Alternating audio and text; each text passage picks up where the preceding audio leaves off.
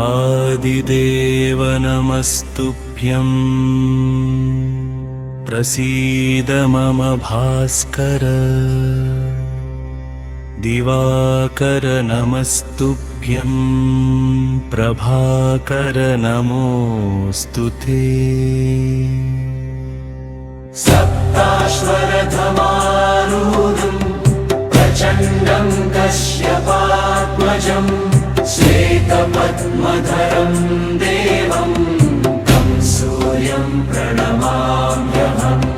लोहितं रत्नमारूढं सर्वलोकपितामहं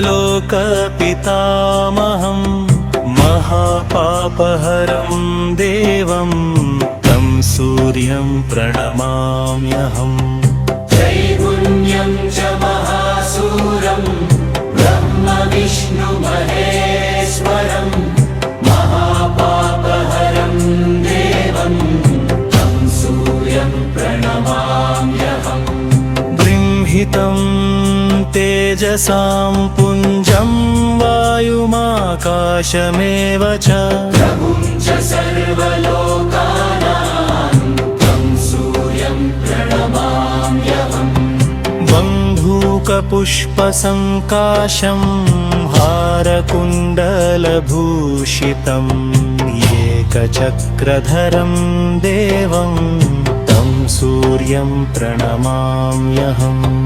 तं सूर्यं जगत्कर्तारं महातेजप्रदीपनं महापापहरं देवं तं सूर्यं प्रणमाम्यहम्।